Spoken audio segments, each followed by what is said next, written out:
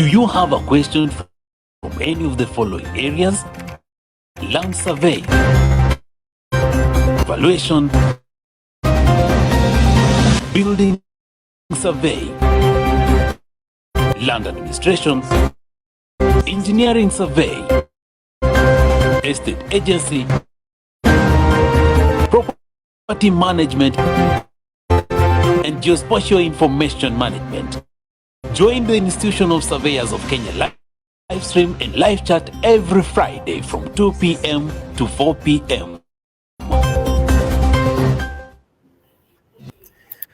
Ahlan wa sahlan, marhaba, dear viewers, wherever you are watching us from. Welcome. Yet it's another bright, sunny Friday afternoon. I'm happy to welcome you on board. My name is Franklin from here, the ISK Secretariat. I'm so happy to have you on board, guys, wherever you're watching this show from, whichever part of the world you are, welcome. So to all Muslim brothers, we say Saum Makbul, Ramadan Kareem. And to all Christian brothers and anyone else, we say Karibu Sana, and we are happy to have you. Today, as usual, we have a brand new topic with a brand new guest. And we say that we have our guest, who's Bwana Anthony Masharia, who's going to take us through geodetic cloud computing. So without much ado, let me bring him on board. Bwana Anthony, good afternoon. How are you? I'm fine, thank you, Franklin. Yeah, we're happy to have you on board. Karibu Sana. And kindly just tell us who's Anthony, and you can even unpack for us what you've prepared this afternoon for us. Kindly take it over, sir. Thank you very much. Yes, my name is Anthony Gakobo Macharia. I work for ESRI Eastern Africa as a program manager in professional services. I am a surveyor by profession. I have a Bachelor of Science in Surveying from the University of Nairobi. I also have a Master's of Environmental Planning and Management from Kenyatta University. So today I'm going to take you through geodetic cloud computing. It is a wide topic, and it is something exciting to discuss about, but I'm going to narrow to only the geodetic area because cloud computing is taking the world with storms, and it is an in thing for today. And especially so powered by the technology of the day, like the 5G, as we'll see later. So allow me to just take you my slides as I explain, and I welcome you to listen, and later on we'll have questions and answers. Thank you. So what is cloud computing? Cloud computing is the delivery of on-demand IT resources over the internet. So it is nothing more than that. The services that are delivered over the internet, offered by different servers or data centers, different providers, and these providers are called cloud service providers. And they offer these services, and they charge depending on the services that are demanded. So there are basic concepts of cloud computing, and we have 4 types of cloud deployment models. We have the public cloud, which is actually the public, and it can be consumed by many organizations. We also have private cloud, which is managed by organizations, and therefore they take control of security of their cloud system. We have community cloud, again, a merger of many communities, and therefore it is distributed in terms of sharing. And we have a hybrid cloud, which can be either private and public partially, or public and community partially, or private and community partially. It is important that at this point we recognize these 4 deployments, because when organizations are trying to find out which deployment model or when they want to go to the cloud, what is the best cloud model of deployment? Of course, it depends with various considerations in terms of data security, the location, the services that they want to host, and of course, the infrastructure that the organization want to invest on. Because these models, you can have either just service or software as a service, which is hosted on the cloud. We can also have infrastructure as a service where you don't invest on anything, and the only thing that you need is just basically your internet. You can also have the private cloud, but also hosted by the so-called the cloud service provider, so that you control it, but they make sure that they take care of the hardware. So let me just expound and explain about these types of cloud deployment. The public, the entire computing infrastructure is located on the premises of the cloud service provider that offer cloud service over the internet. This is the most economical option for those individuals or organizations that do not wish to invest in IT infrastructure.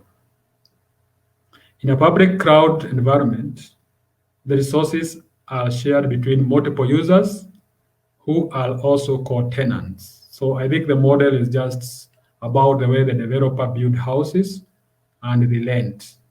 So the tenants therefore pay the landlord, and therefore it is the same model of thinking. The cost of using cloud services is determined through the usage of IT resource consumed.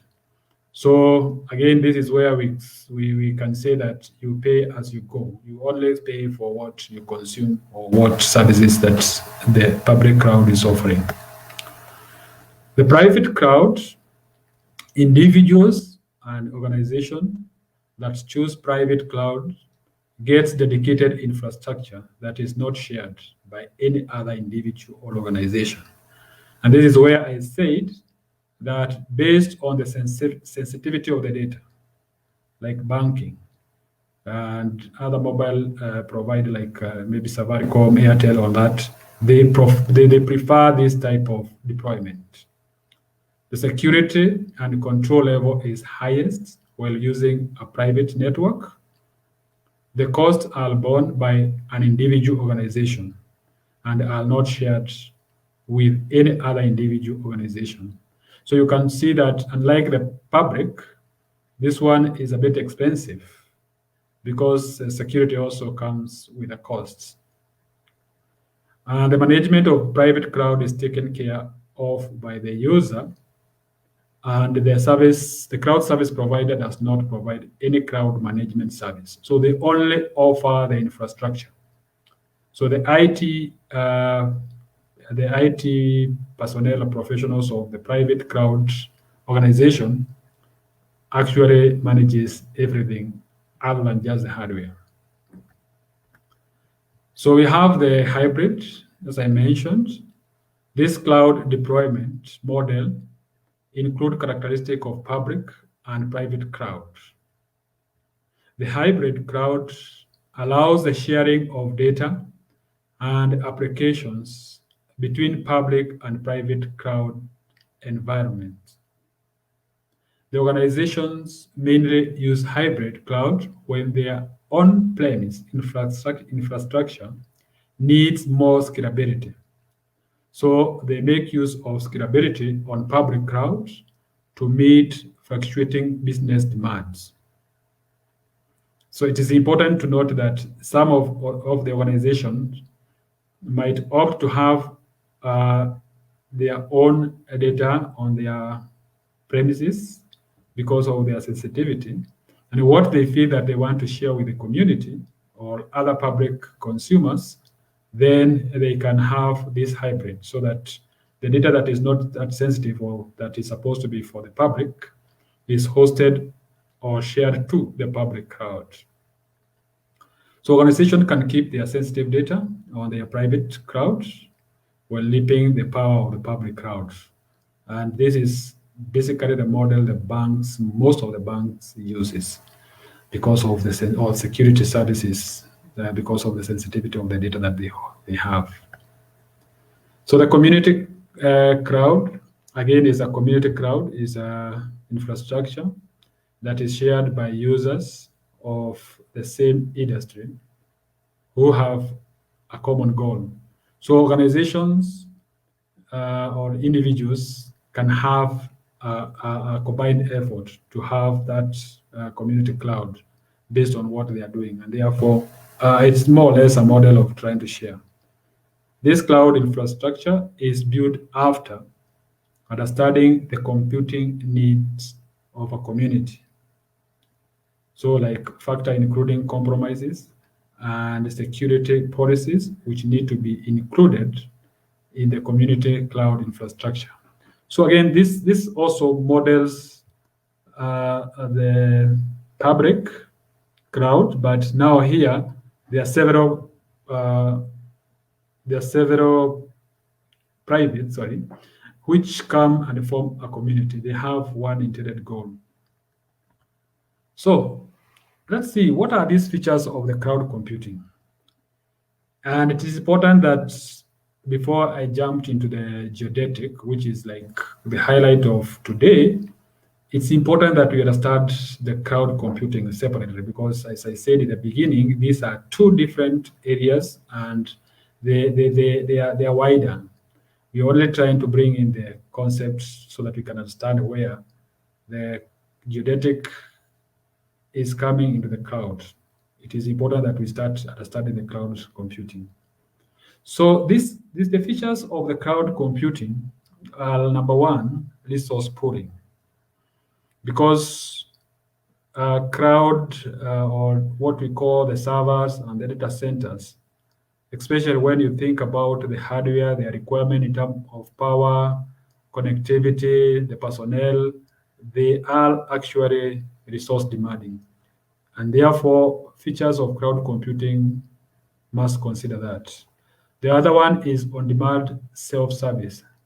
Sometimes an organization might be willing to offer a lot of services, and therefore it will become expensive if they have to maintain the infrastructure for offering those services. And therefore, this is now the time the individuals, all organizations, now plow back to consume the cloud computing. So ease of maintenance, as I mentioned, if you look like the Google Cloud, Microsoft Azure, I mean, you just pay for what you want in terms of the services or the space, as I said, the rented space. You don't care about maintaining the hardware and the connectivity. That is the business of the cloud service provider.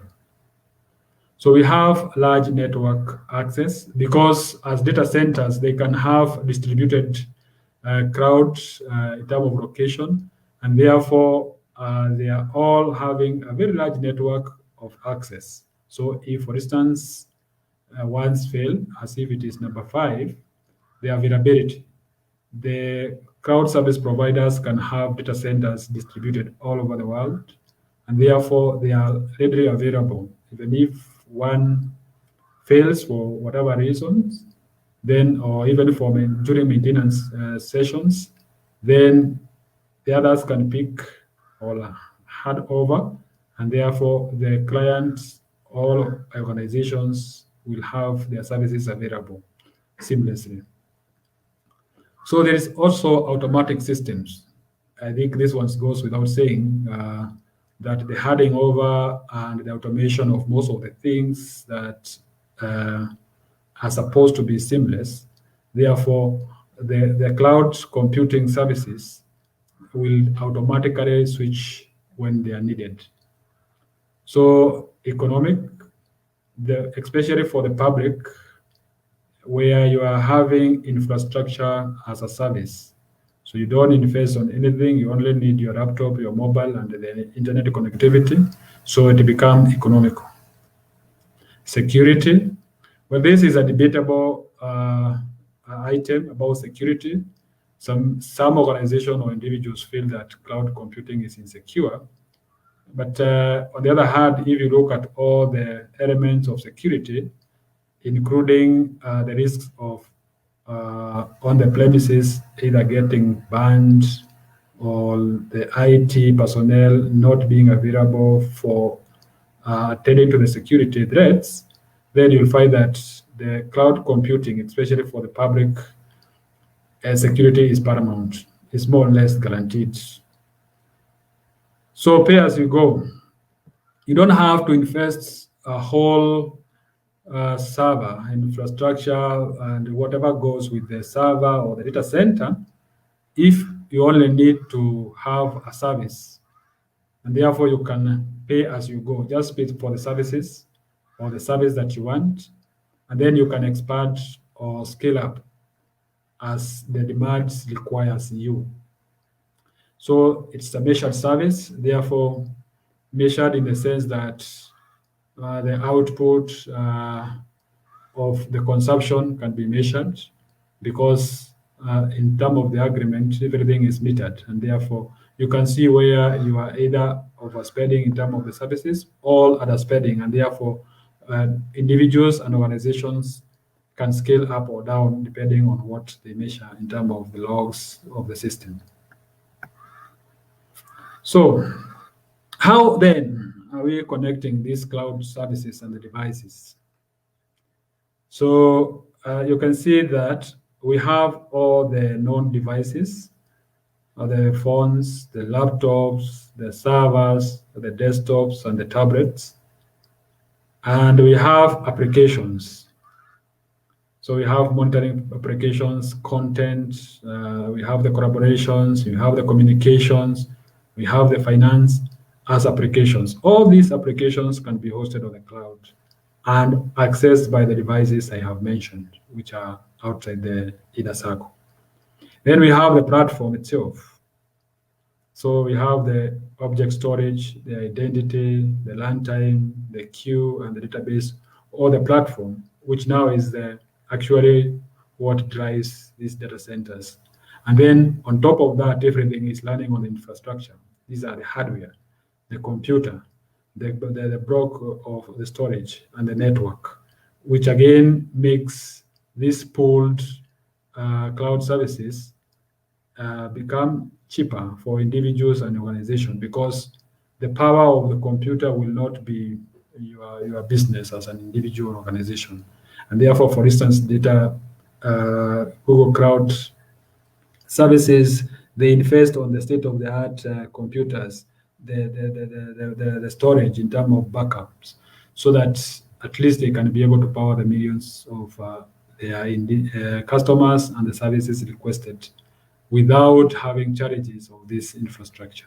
So that is how the other devices are connected. But it is important that at this point, we start seeing that when we leverage on the cloud computing, all the devices are connected via the internet.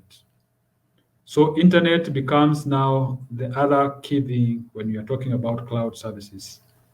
The enabler for all those services to be consumed seamlessly is the internet. And I think that's why now, even in Kenya, the government is trying as much as possible to have each and every city or towns and schools and institutions and county headquarters, sub-headquarters connected via the fiber optics to increase the speed of the internet.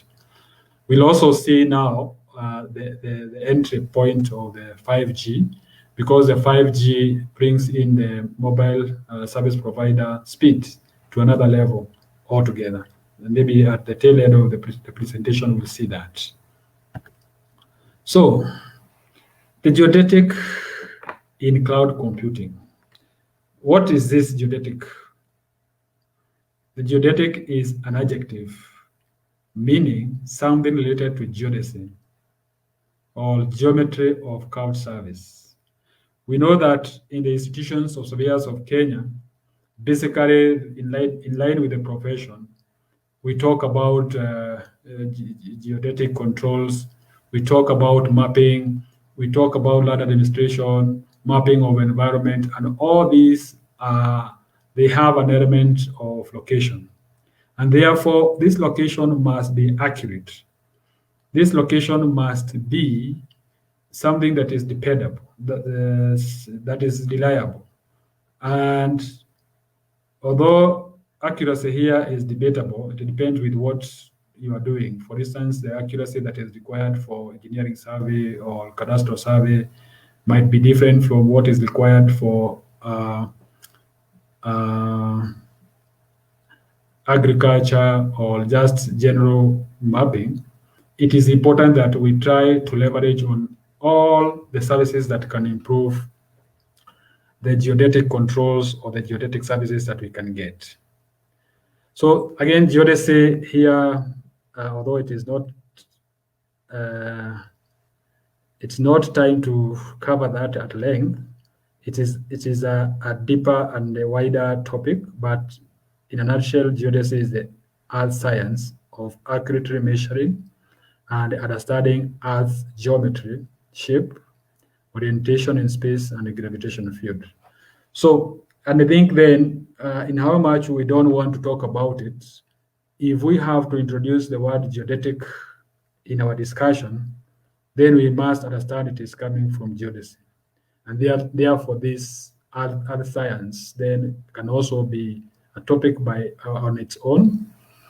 And it's wide, and it can talk about many other features of Earth, its physical and chemical composition, and all that, the size and the distribution of resources. But geodesy then measures that.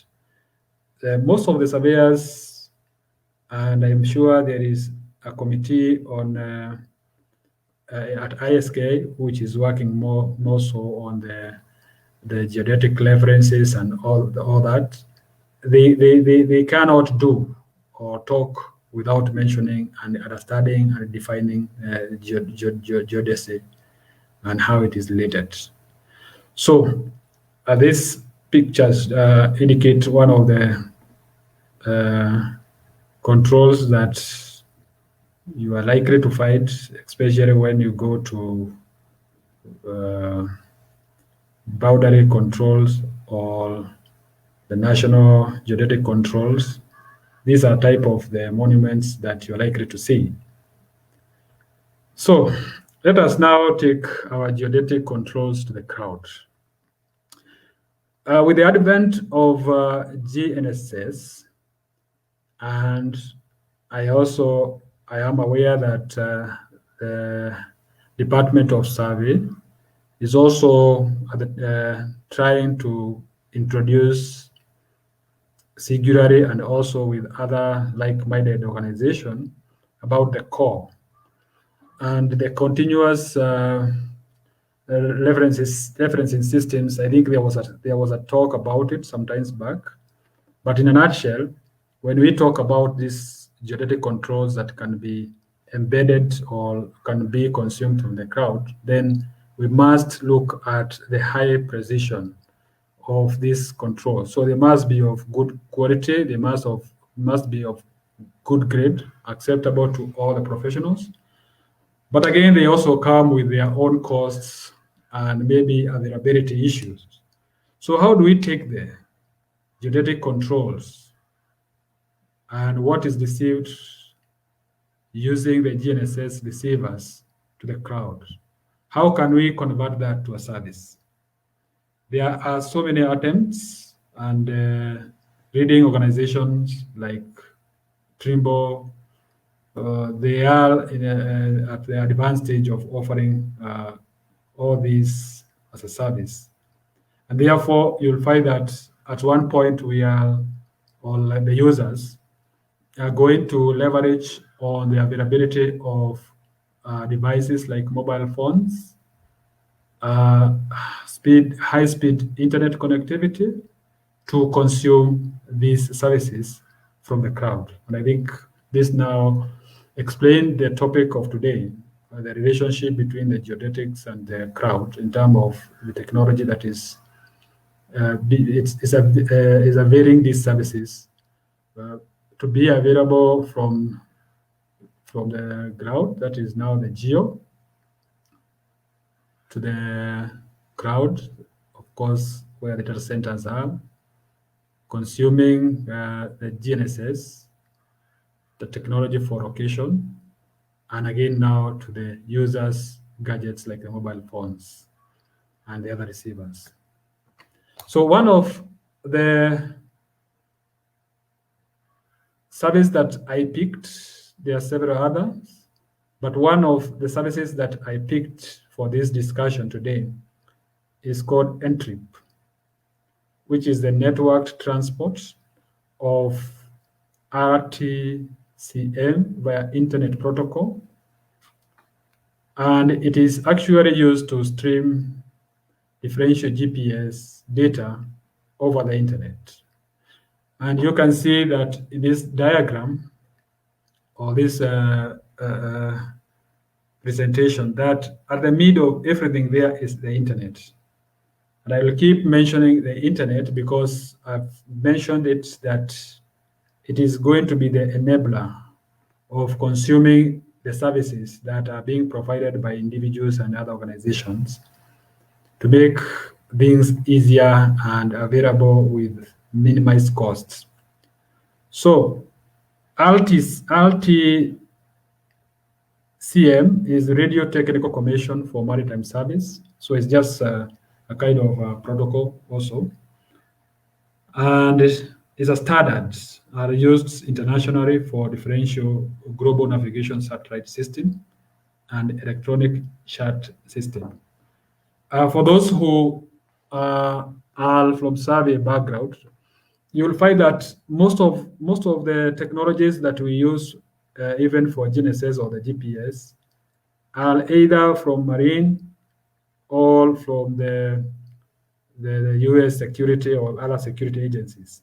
So the issue of improved accuracies will have, in most of the time, a genesis from these bodies, because of course navigation, when you talk about marine, the navigations and even the aircraft, I think that is an important factor to note. So some of the terms are mostly affiliated with them. But in a nutshell, we have what we are calling the base GNSS receiver, which is now the base controller for the other rovers and all other receivers. When we are doing the differential GPS and we are having controls, especially for the first orders, we need all these base stations. So this base station, then it is feeding to Entripcaster. It's a software, and you can see there is an IP address there. The IP address tells us that it is feeding to a computer. And this is now the computers or the servers that we are saying that are now hosted in this so-called cloud. So an organization offering this entry can invest on that, and they rent a space in the cloud for specifically streaming this received correction, because in essence, what we are receiving from the base station is the correction for our rovers. Then you can see that we have the satellite there, or the GPS satellites, and they are actually setting the correction to the rover. This is now the entry client software, configured again using the same protocols to receive from the IP address and the portal. All this is happening using the internet partially, because you can see the internet is connected to the mobile device or an interface to the receiver. So out of all that, without even investing on a base station, if you subscribe, because Ntrip is a subscription, it's a service which is now offered from the cloud, then you can receive 1 to 2 centimeter using just a rover or just a good GPS receiver. Some of the mobile phone, they had handheld mobile phone, no mobile phone with applications like the corrector, like from Esri, from Mapit. If you subscribe the entry so that your client now, which is the phone, then you can get very good accuracy. I think we tried we tried this kind of service, although it was the RTX from Trimble, and which I'll show later in a video. And we could get, with the normal mobile phones, we could get 20 centimeters for a pilot that we did for ladder adjudication using general boundary, and that was good. For this, you can see that you can achieve 1 to 2 centimeters. Therefore, I mean, this is to say that it can minimize the cost of investment to individuals. And you remember that I talked about pay as you go. So you're only paying for what you are consuming in this entry. It's a subscription, actually. So how are the cores configured for the cloud availability? As we saw where the base station was, the whole science behind the scene is actually demonstrated here. I think this is just it's just expounding what we had, and you can see that their core, they feed to the server and the network control center. The network control center is now where I want us to take that to the cloud, so that we can have the cloud as either on the premises, that the private, which is now shared again with the public, or directly to the public, and therefore they can share the infrastructure. Then the entry web server, then we have the differential GPS and the RTK feeding to that. The Linux web server, I'm sure most of the surveyors understand these services. And then we have the real-time user or users, because that is exactly what we are looking forward to. We want to make the users who are surveyors, who are environmental mappers, who are marine experts, who are pilots or the navigators, to actually consume these services with ease and take advantage of the availability of the G.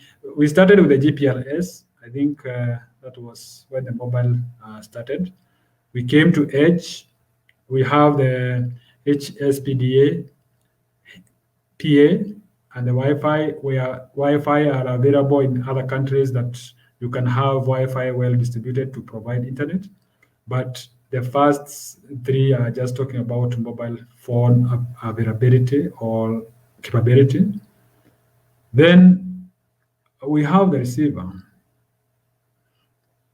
and the other one down there is the post-processing user. So you can have the real-time user receiving directly from Ntrip, and we can have the post-processing user receiving via Linux web server, and the same principle.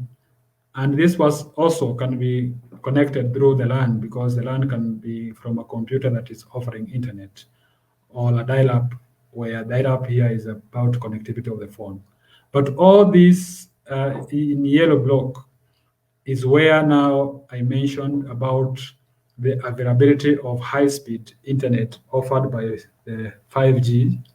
Of course, we have 4G, and in Kenya, I'm not sure that we have exhausted the coverage of 4G. But where it's covered well, I'm sure we have also seen the impact, and therefore we cannot wait to see the impact or to feel the impact of the 5G, which will now open up more doors of the cloud consumption as services consumed from cloud, and geodetic services are going to be among those that we are going to leverage on. So this is a sample of the infrastructure of the center point RTX system from Trimble.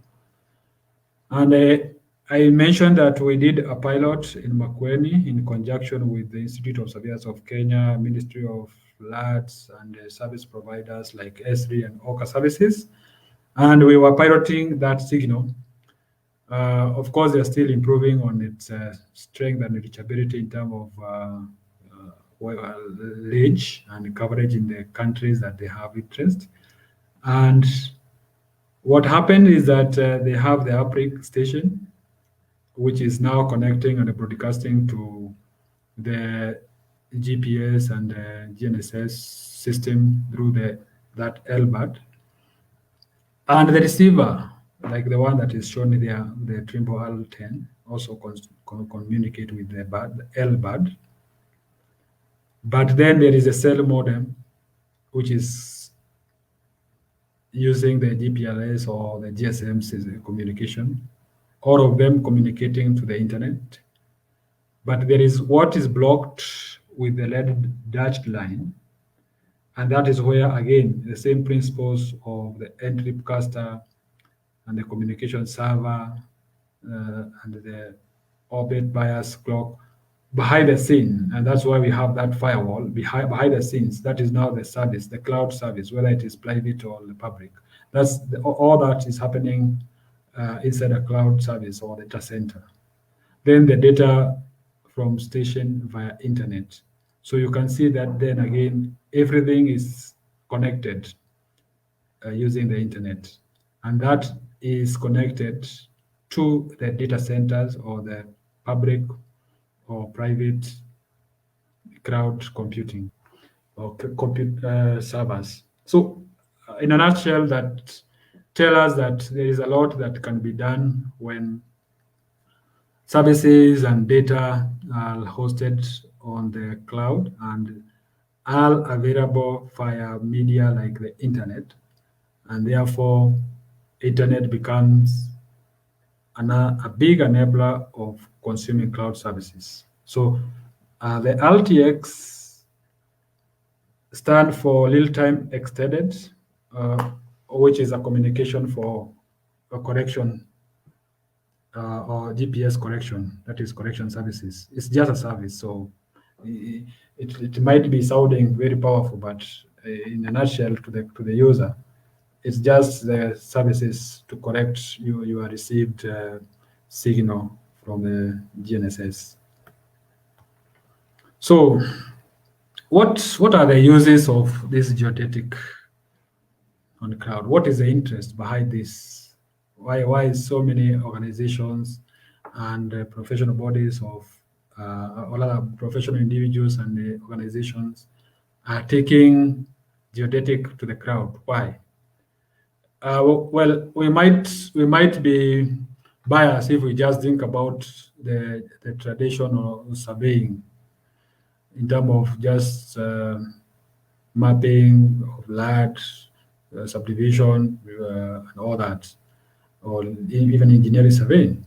But if we open up our thinking in terms of the users who require almost, if not survey grade accuracy, then we see why we need to open up these geodetic services to the cloud so that as many as possible of users and professionals of different areas who are not traditionally geodesists or geodetic in mind, as users, they can just use these services and achieve a lot of accuracy in what they do. So from there, you can see the same concept of a base station. And there is a user one, which tells you that this is a farmer. And this farmer, as I'll demonstrate, I think, in one of a presentation that's coming, the PPT, in my PPT, you will find that we are talking about the precision agriculture. When we start talking about precision agriculture, where everything is even automated, the distance between the rows of maize or wheat are calculated in a priori, and they have coordinates based on the farm. And therefore, if it is automation of this farm machine, they rely on the accuracy of whatever parameters that they are using.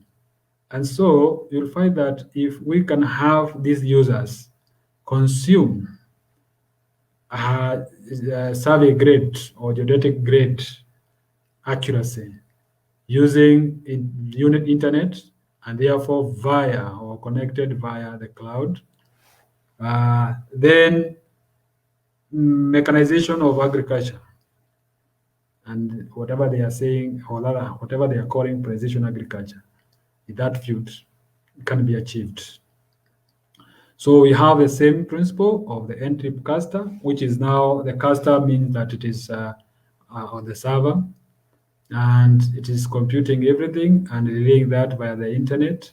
And these base stations for more accuracy, in this diagram, there are almost 3, which are the bare minimum of what surveyors, we surveyors consider as the basic, the bottom, the bare minimum of having good control, geodetic control points.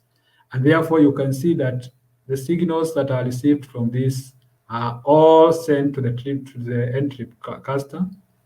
And therefore, all the computations are done from the 3, and they are sent to via the internet.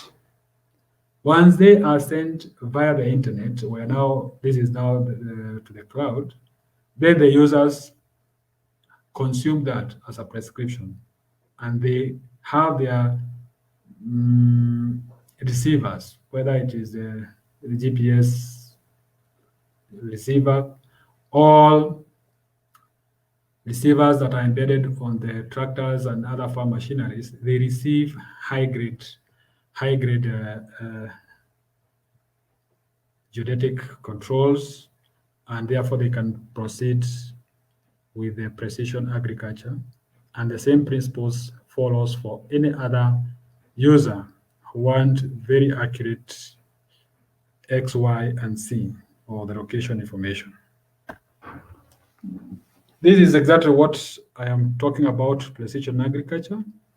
You can see that this vehicle, well, I don't know whether it is very feasible, but it is pulling a plow or a planter. But at the mid of that, you can see there is a GPS receiver, which means that this GPS receiver is receiving accurate information about that farm. And there is also another machine for either spraying or applying fertilizers and chemical. I'm sure for those who might be using Naivasha Nakuru, you might have had a chance of seeing the Deramea farm, and they have machines which are almost like this.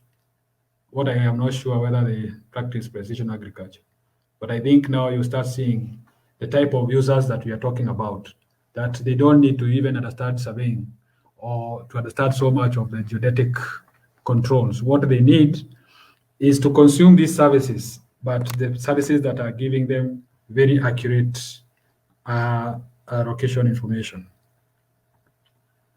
So we are talking about cars, which are self-driven, automated cars. What will enable them, or what is enabling them to know or to find their routes? Again, here it is accurate location information, but they don't have somebody who is guiding them. They are all guided by receivers that are communicating in real time with the GNSS satellite and offering very accurate location information. Then you can see the services that I mentioned about the N-trip is also coming into play. And at the center of that, the connection for that receiver is via the internet or cellular LTE connection. the principles again of the Entrepcast GNSS data management software. And this is where I want us to see that the data centers, the cloud, private cloud, public cloud, they can offer a range of services.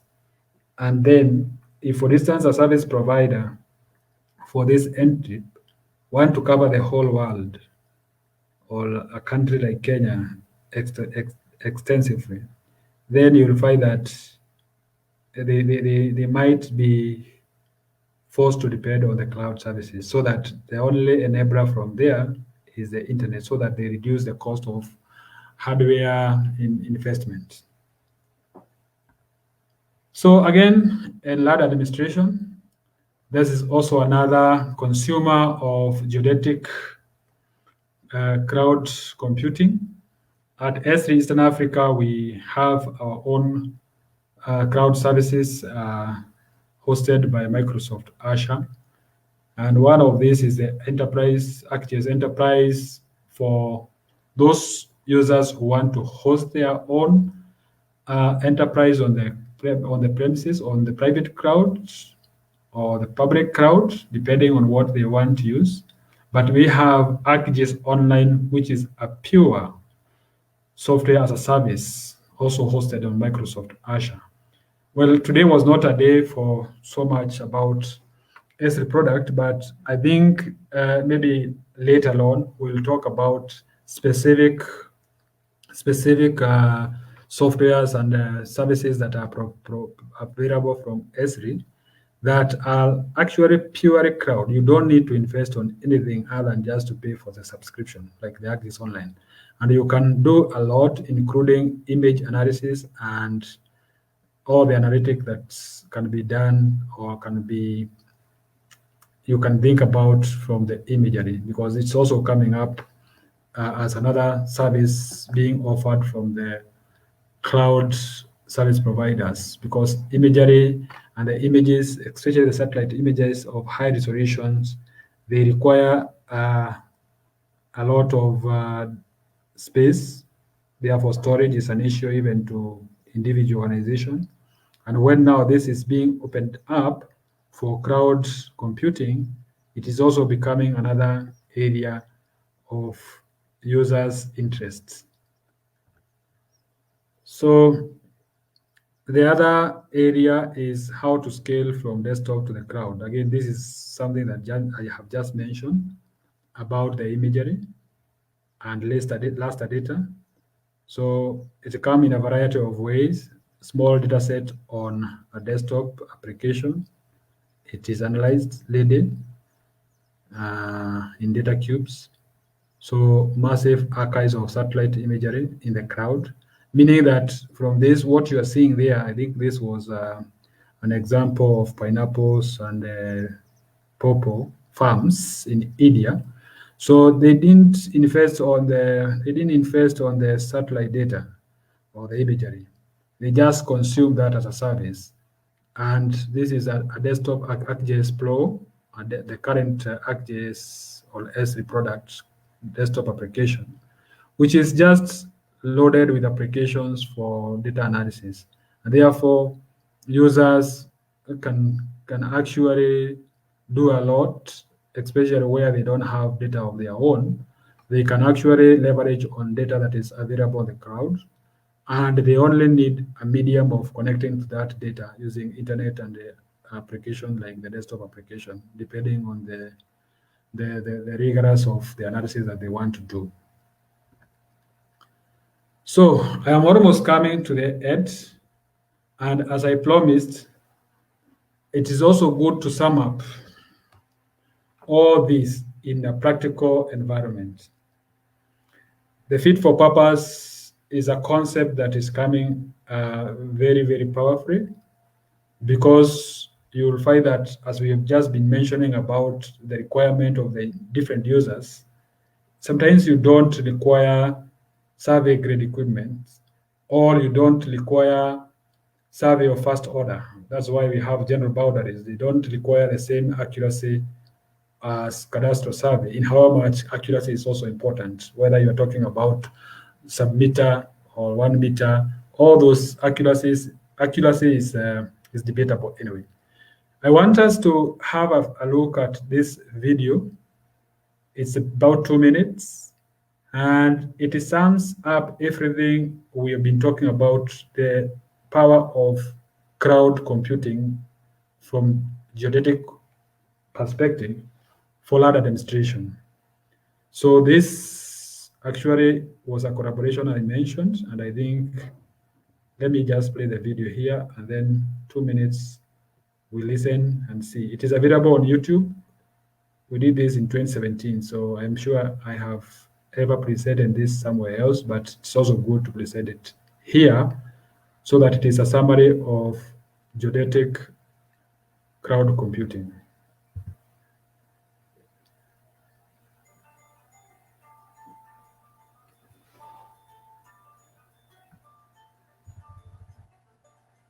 Estimates suggest that 70% of people-to-land relationships worldwide remain undocumented. Innovative approaches to register first land rights are therefore needed. The Dutch Cadastre, the Institution of Surveyors in Kenya, the Kenyan Ministry of Lands and Physical Planning, and the county government, in close collaboration with software and hardware providers, have piloted a fit-for-purpose method to register people-to-land relationships in Makueni County, Kenya.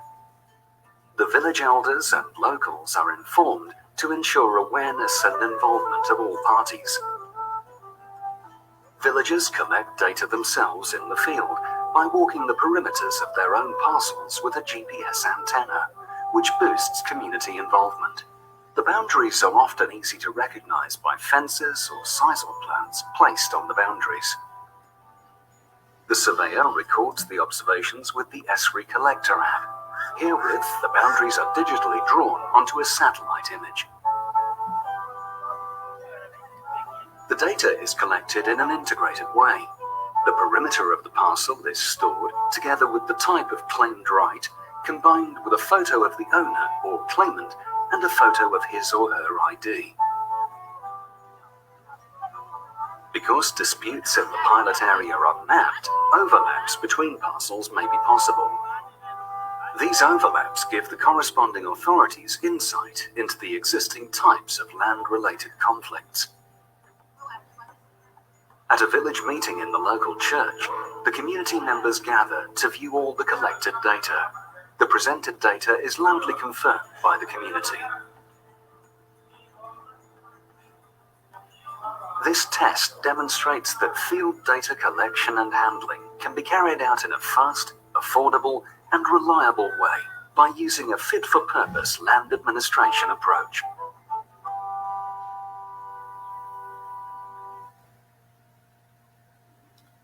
Thank you.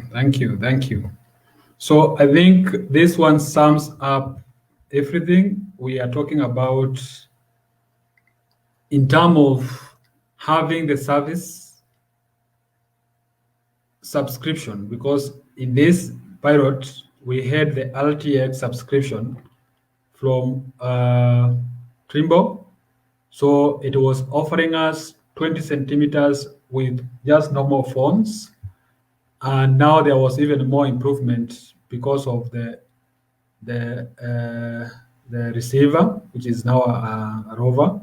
And this rover also communicated with this RTX signal to improve on the received location information. We did not require a base station in this sense. But then what I also want to explain on that is that there was a lot of cloud computing involved in that, because the data that we were streaming using the S3 Collector application was actually on a mobile phone.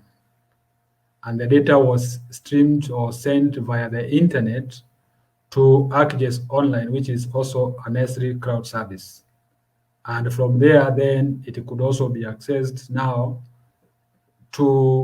by other users using a laptop. And from there, so many things, including sharing the information about the land, the boundaries that were collected, the owner information. Again, this is a whole topic for land administration, which is actually something that the Ministry of Land, especially the Department of Land and the Department of Survey, should think and take up beyond the piloting, because when we are talking about even the new regulations about the title and the new regulation of how we are going to do the land adjudication, you saw in the photo there was the adjudication officer with an enlarged hard copy of aerial photograph. All these can be done using cloud services. It is also piloted in Colombia. They are just not piloting, they are doing it. We piloted in Mozambique and they are using it. So it's all about the services that are available, and where there is a need to improve the accuracy as required by different agencies, land agencies like the the Department of Survey, for instance, is just a matter of putting guidelines on what subscription or devices to use to offer that. So as I mentioned, we want to talk about 5G because I've been talking about internet. And since 5G is now the topic of the internet, it is the unlocking cloud computing. So it is an enabler of this. So you can see that we started with actually there was even 2G, then we came to 2.5. I'm sure most of us, we know now 3G. We are also feeling 4G, not all, but at least it's there. And soon we'll start the 5G that is, I think, was launched by Safaricom like last month, if not the beginning of this month. So, and like 3G and 4G before, 5G network use radio frequency waves for transmitting data. So it is just the radio RFM, yes, the frequency modulated frequency rather. So with 5G, the download and upload speeds will increase significantly to 20 gigabits and 10 same for download, for upload rather. So that's huge. You can imagine a file of 20 GB in a second. That's huge, and the speed therefore will make sure that all the cloud services and the cloud computing will be enjoyed, because if you look at the rates of the 4G was 30 milliseconds, what you can wait for a file to be downloaded on 4G, it's going to be reduced to 1 milliseconds, meaning that the real time will now move from the near real time to real time, because 1 millisecond is almost real time. So things sharing of data, the Internet of Things, the big data, data analysis, and machine learning, and all those terminologies then will now start bearing fruits when we have this 5G technology being rolled out, especially here in Kenya, where the uptake of computers or internet consumption is so high and leading in Africa. So with that, I thank you. And thank you very much for listening to me. And thank you for offering me this opportunity. I now welcome questions and answer and other discussions versus comments. Thank you. Thank you, Anthony. Thank you so much. What a presentation. Ladies and gentlemen, wherever you are, thank you so much. It's just a pleasure to have had you, Anthony, on show today. And I'm really happy that you had shared quite a lot and I've learned a lot. Now, there are quite a couple of questions, but ladies and gentlemen, wherever you are, you can just share your comments on the comment section down there, and then we are going to but Anthony here is going to react to them. But allow me to mention some of the few viewers on show, Bwana Anthony. They're recommending that, saying the show is okay. Job Kakuongo, thank you so much. You're saying you're okay. Purist Jerkwong, Strong Muhoti, thank you. I can see you on board. Drofilas Wafula, thank you. From Bungoma, Hashim Majani, thank you so much. It's good just to mention your company. And Hashim has asked that question there. I'll come to it just in a bit. Henry Omote from Uganda, hello, Sevu, how are you? And Shaban Mohammed, Maina Ben, I can see you. Mary Wadia, thank you, Daktari, you're saying it's very informative. Patrick Lukoko, Brian Okumo, Abbas Mishuki, Michael Loch, ni wengi. Darren Saram, Daniel, there's a question there. I believe Bwana Anthony is going to respond. Strong Hoti. Now, allow me to ask the first question I've seen here, and I'll bring it on board from Shaban Mohammed. Is asking, maybe if you can see, saying normally I can divide my internal disk space into various partitions. Is it possible to have cloud servers partitioned without an extra cost? Partition, that is cloud servers without, yes, you can partition them, because once you rent a space, you can partition that space the way you want, just the same way you partition your computer. It is very much possible. Because when you have, for instance, a private cloud service, I mentioned that it is up to you to manage it. They only manage the infrastructure. So you can partition that. And actually, the cloud computing is about virtualization. So you can have these partitions and have virtual machines. That is exactly the principles of the cloud computing. All right, thank you. Hashim Majan is also saying, nice topic. He's asking, what is the demerits of creating internal or other private servers? Yeah, I think the demerit here is the costs, because you see on the public cloud servers or cloud computing, you are sharing a lot of resources. But when you're having your private servers or private cloud services, you are actually investing a lot in terms of the hardware and also security of that. But on the other side, I said that when you are thinking about the security, then it comes with an assurance that it is only you who can access that. But that is actually the biggest demerit, because of the cost of maintaining the hardwares and the personnel. Yeah. All right, thank you. Now there's a question from Bana Daniel. Daniel is asking, Daniel Asewe there, I believe you can see. So which method of horizontal and vertical control does cloud computing fall? I think it falls in both, because what happened is that just like the normal requirement for horizontal and vertical controls, then the signals, the services that you are consuming, if it is the entry, if it is the RTX, the corrections that they are offering will have that detailed. If it is 1 centimeter accuracy vertical or 2 centimeter, they will have that. So the service provider will have detailed what you are likely to receive in terms of the correction of the vertical or horizontal. So both horizontal and vertical controls are considered. All right, I believe, Bana Daniel, now you're at home with that response. And now there's a question from Maina Ben. He's asking, is there a difference between mobile computing and cloud computing? Well, I think mobile is when it is more or less on mobile devices.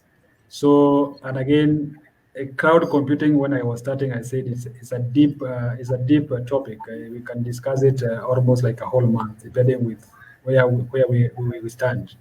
But as you're asking, yes, there is a very thin line about the mobile computing and the so-called cloud computing, because mobile is when you want to narrow to the devices, the GSM devices, and therefore even the infrastructures for enabling the GSM is different from what now you scale up to the computing.